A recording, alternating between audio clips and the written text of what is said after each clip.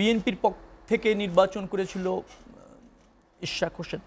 জনরায় তিনি নির্বাচিত, আদালতের রায়ে সেটা প্রতিষ্ঠিত। এখন জনরায় এবং আদালতের রায় উপেক্ষা করে একটা অন্তর্বর্তীকালীন সরকার যারা নিরপেক্ষ, তারা যখন শপথ পড়াতে অনীহা প্রকাশ করে, ঢাকাবাসী ফুঁসে ওঠে। তাদের ভোটে নির্বাচিত মেয়রকে তারা নগরপিতা হিসেবে দেখতে চায়। সেই ন্যায্য দাবিতে আন্দোলন তারা করেছে এবং ইন্টারেস্টিং হচ্ছে তারা কিন্তু শান্তিপূর্ণভাবে আন্দোলনটা করেছে, সেখানে কোনো সহিংস আন্দোলন হয়নি। সেই জায়গায় সরকার যেভাবে রেসপন্স করেছে সেটাও তো বিতর্ক তৈরি করেছে। সরকারের তো ওই আন্দোলনে মনোযোগী হওয়া উচিত ছিল, যেহেতু নির্বাচন কমিশন এই রায় চ্যালেঞ্জ করে উচ্চ আদালতে যায়নি। একটা রিট করা হলো, সেই রিটেরও নিষ্পত্তি হলো, সেখান থেকে আবার তাকে শপথ পড়ানোর জন্য একটা নির্দেশনাও আসলো। সেটাও সরকার অগ্রাহ্য করতে যখন চায়, বা স্থানীয় সরকার মন্ত্রণালয় যখন অগ্রাহ্য করতে চায়, তো এরকম ন্যায্য দাবিতে ঢাকাবাসী আন্দোলন করবে আর বিএনপির তার প্রতি সমর্থন থাকবে, সেটাই যৌক্তিক, সেটাই হয়েছে। এখন ধরেন নগর ভবনের কর্তা কর্মচারীরা আন্দোলন করছে, আর তারা ইশরাক সাহেবকে হয়তো মেয়র হিসেবে নির্বাচিত মেয়রের অধীনে কাজ করতে চায়, তারা কোনো প্রশাসকের অধীনে কাজ করতে চায় না। তারা দায়বদ্ধ থাকতে চায় জনগণের কাছে, আর জনগণের কাছে বা ঢাকাবাসীর কাছে। আর ঢাকাবাসীর কাছে দায়বদ্ধ থাকতে হলে তাদের পছন্দের মেয়র, নির্বাচিত মেয়র ইশরাককে তারা আপনার ওই নগরপিতা হিসেবে দেখতে চায়। এগুলি ন্যায্যতা আছে। হ্যাঁ, আন্দোলন অনেক হচ্ছে, এটা ঠিক আছে। আচ্ছা, ন্যায্যতা আছে ভাই, জায়গাটা একটু পরিষ্কার করে যেতে চাই। সেটি হচ্ছে যে মন্ত্রণালয়ের পক্ষ থেকে সংশ্লিষ্ট মন্ত্রণালয়ের যেই উপদেষ্টা উনিও বলেছেন, এরকম একটি আলাপও আছে যে এইটিকে ইশরাক হোসেন যদি মেয়র হিসেবে দায়িত্ব গ্রহণ করে, তাহলে আওয়ামী লীগ সরকারের যে নির্বাচনগুলো, যে নির্বাচনটি হয়েছে, যেটিতে তাপস সাহেব দায়িত্ব নিয়েছিলেন, সেটিকে বৈধতা দেয়া। এটা যারা বলে না, তারা একেবারে আমি বলবো অর্বাচীনের মতো কথা বলে। একটি নির্বাচন হয়েছে, সেই নির্বাচনটা অনিয়ম হয়েছে তো এই রায়ের মধ্য দিয়ে এটা প্রতিষ্ঠিত হয়েছে। ইশরাক শপথ নিলে নির্বাচনটা যে অনিয়ম হয়েছিল সেটারও প্রতিষ্ঠিত হয়। কারণ নির্বাচনে মেয়র হয়েছিল কে? তাপস সাহেব। তাকে যে করা হয়েছিল সেটা অবৈধ প্রক্রিয়া করা হয়েছিল, ফলাফল ঘোষণায় হস্তক্ষেপ করে করা হয়েছিল।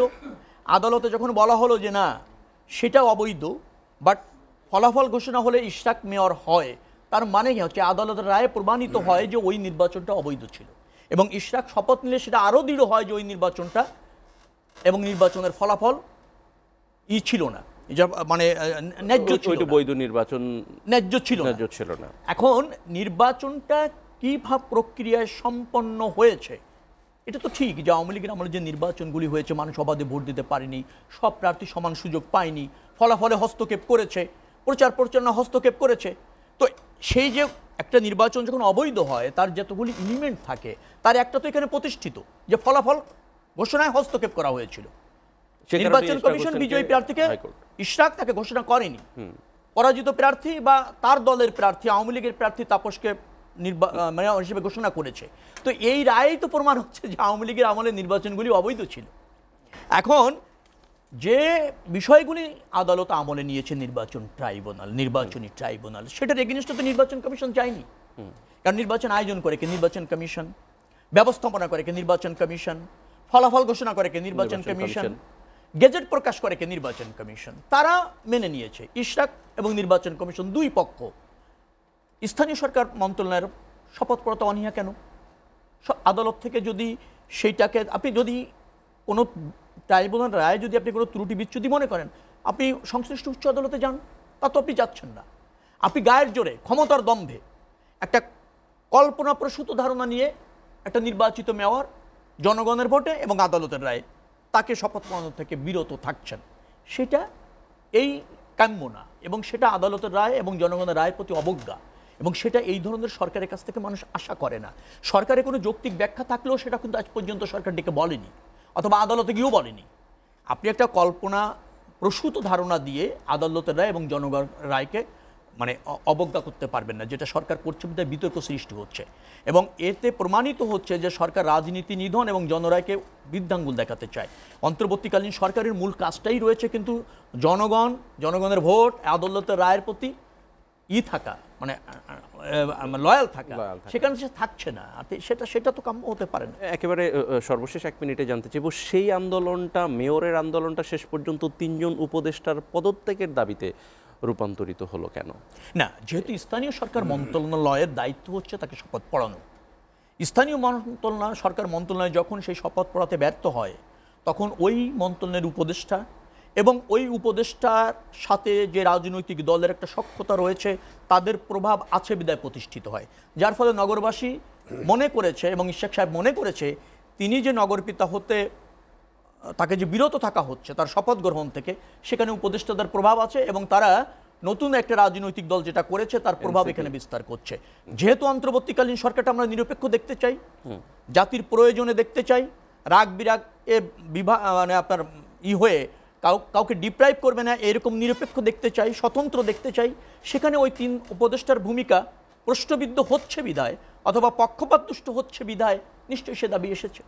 আর সবচেয়ে বড় কথাটা হচ্ছে আপনি একটি রাজনৈতিক দল করবেন এবং সেই দলের অনুসারী হয়ে আবার অন্তর্বর্তীকালীন সরকারে থাকবেন, সেটা নিরপেক্ষতা হারায় এবং সেটা বিতর্কের ঊর্ধ্বে রাখা যায় না অন্তর্বর্তীকালীন সরকারকে।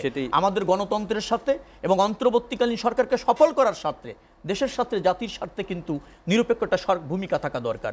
তার জন্য ওই 3 উপদেষ্টা আমার মনে হয় অন্তর্বর্তীকালীন সরকারের ইমেজ নষ্ট করছে বিদায় তাদের সরে যাওয়া উচিত বলে মনে করি। ঘটনা হচ্ছে যে যখন সরকার তার লক্ষ্য পূরণে ব্যর্থ হতে যায় এবং সেই দায় চাপানোর বা সরে যাওয়ার মানসিকতা দেখায়, সেটা কোনো রাজনৈতিক কমিটমেন্ট হতে পারে না। সেই জায়গায় আমাদের আপত্তি রয়েছে। এবং সরকারের অগ্রাধিকার চিহ্নিত করার ক্ষেত্রে যখন আমরা অদূরদর্শিতার অভাব দেখি, কমিটমেন্টের অভাব দেখি, তখন জনগণের অসন্তোষ তৈরি হয়। জনমনে অসন্তোষ তৈরি হলে রাজনৈতিক দল হিসেবে আমাদেরকে চিন্তিত হতে হয়, আমাদের কনসার্ন হতে হয়, এটা তারই অংশ। আরেকটা কথা আমি বলতে চাই, সেটা হচ্ছে উনি বলছেন যে মেয়াদ চলে গেছে সিটি কর্পোরেশনের। দেখেন, আমি আপনাকে বলি, যেহেতু পরবর্তী নির্বাচন হয় নাই এখনো পর্যন্ত, অতএব গেজেট প্রকাশ করেছে নির্বাচন কমিশন, অতএব শপথ নেওয়াটাই হচ্ছে ন্যায্য। সরকারের যদি সেখানে কোনো বক্তব্য থেকে উচ্চ আদালতে যেতে পারে, এছাড়া মেয়াদ চলে গেছে এই কথা বলে শপথ নেওয়া বন্ধ করাটা যাবে না, এটা কোনো আইন সিদ্ধ হবে না। আরেকটা কথা বলি, ফজলুর রহমান সাহেবকে পদত্যাগের দাবি করা যাবে না, দাবি করলেও অন্যায়। আমি বলছি অবশ্যই যৌক্তিকতা আছে। বিএনপি যে ব্যাখ্যা করেছে, তো বিএনপি যে কেন চেয়েছে, কারণ জাতীয় সেন্সিটিভ কিছু বিষয়ে তিনি যে অবস্থান নিয়েছেন, যে ব্যাখ্যা দিয়েছেন, তা আমাদের কাছে সন্তোষজনক মনে হয়নি। আমরা দাবি করতেই পারি, সরকার যদি তাকে যোগ্য মনে করে রাখতে পারে, অথবা আমাদের দাবি যে অমূলক সেটা প্রমাণ করার জন্য সরকারের ব্যাখ্যাও থাকতে পারে। দাবি করা যাবে না, দাবি করলেই রাজ্জাকি ভাই একবার মানে ক্ষুব্ধ হয়ে যাবেন, সেটা হবে না। আরেকটা কথা ওনাকে বলা দরকার, সেটা হচ্ছে খালেদা জিয়া কখনো রিজাইন করেনি আন্দোলনে। মেয়াদ শেষে সংবিধান মোতাবেক ক্ষমতা হস্তান্তর করেছে। সচিবালয়ের কর্মচারীরা বিদ্রোহ করেছিল বিধায় খালেদা জিয়া রিজাইন করেছে, উনি যেটা বলেছেন ওই কথাটা সঠিক নয়। আরেকটা কথা আমি বলতে চাই, এই সরকার অতি সম্প্রতি বলেছে যে দায়িত্ব পালন অসম্ভব হলে জনগণের সাথে নিয়ে সিদ্ধান্ত নেব। যে কথাটা বলেছে, জনগণ সাথে থাকলে আবার দায়িত্ব পালনে অসম্ভব হয় কি করে? নিশ্চয়ই সম্ভব হয়। আচ্ছা, আর জনগণ সব সাথে নিয়ে নেবেন, এত বড় রাজনীতিবিদ কবে হলেন? আর এত বড় জনগণ কর্তৃক নির্বাচিত কবে হলেন? জনগণ তো চাচ্ছে তার ভোটের ভিত্তিতে সরকার।